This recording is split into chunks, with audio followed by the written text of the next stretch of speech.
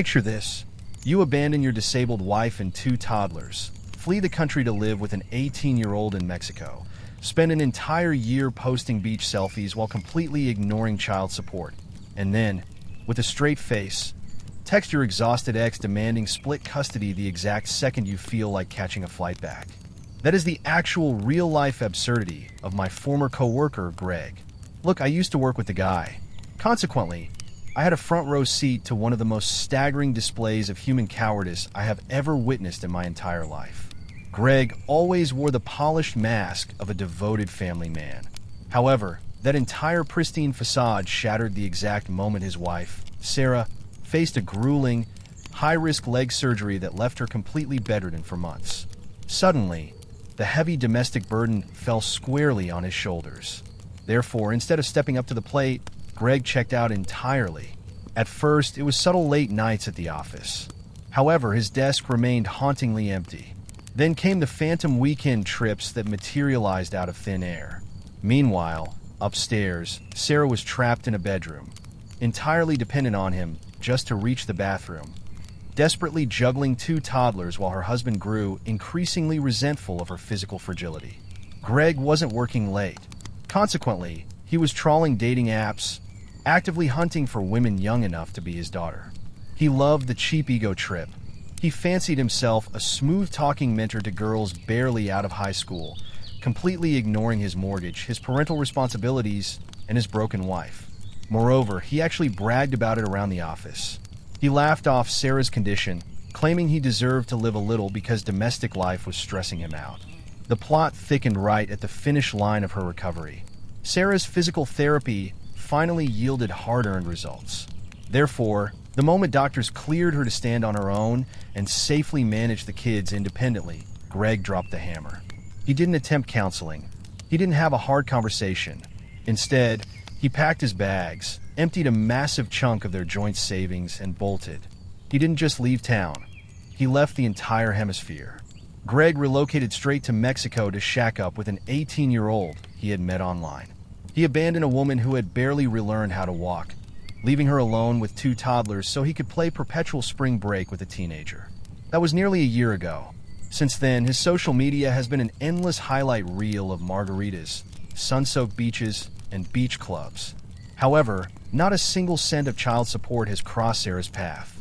Not a birthday card, not a phone call to check on the kids. Yet, human audacity knows no borders. Every few weeks, Greg resurfaces in Sarah's messages. He sends long, manipulative paragraphs claiming that once he gets his international life sorted, he is flying back to claim 50-50 custody. He genuinely believes he can push pause on fatherhood for 12 full months, chase teenagers abroad, and then slide back into a parental role like nothing happened. He talks about his legal rights as a dad, while actively dismantling his children's financial and emotional stability. Sarah is an absolute warrior. The betrayal could have easily crushed her. However, she channeled every ounce of that rage into her rigorous physical recovery, her ironclad legal defense, and protecting her kids. Karma is coming for Greg. Therefore, he is about to find out that family court judges don't care much for passport stamps, and you cannot simply abandon your family to vacation in the sun without paying the heavy price. While Greg sits thousands of miles away pretending he is the victim, Sarah is building an impenetrable case against him. She has documented every single threatening text, every missed child support payment, and every public post where he flaunts his irresponsible lifestyle. Her lawyer is already preparing to hit him with emergency motions the second he crosses the border, ensuring that his grand return to the country won't involve a cozy family reunion, but rather a rude awakening in a courtroom.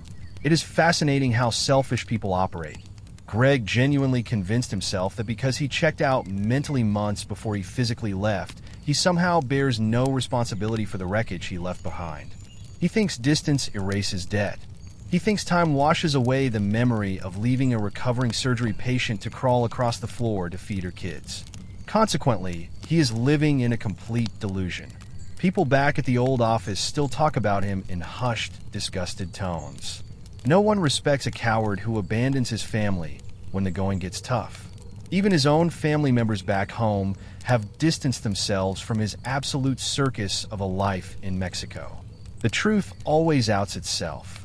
Sarah's kids are growing up resilient, watching their mother rebuild their entire world from scratch with sheer grit and determination. They don't need a part-time tourist dad who treats them like a weekend hobby or a legal bargaining chip. Greg can text all he wants. He can draft all the hollow threats he pleases from his hammock. However, when reality finally catches up to him, he is going to realize that you cannot abandon your duties as a husband and a father, frolic in another country for a year, and expect the law to reward you for it. Sarah won the real war by healing, rebuilding, and keeping her family intact. Greg just bought himself a one-way ticket to permanent regret. What blows my mind the most about this isn't even the cheating or moving to Mexico with a teenager, though that's all absolute trash. No, what gets me is the audacity. Greg honestly convinced himself he could push pause on fatherhood for 12 months, frolic on a beach in another country, and then waltz back demanding 50-50 custody like he was just away on a long business trip.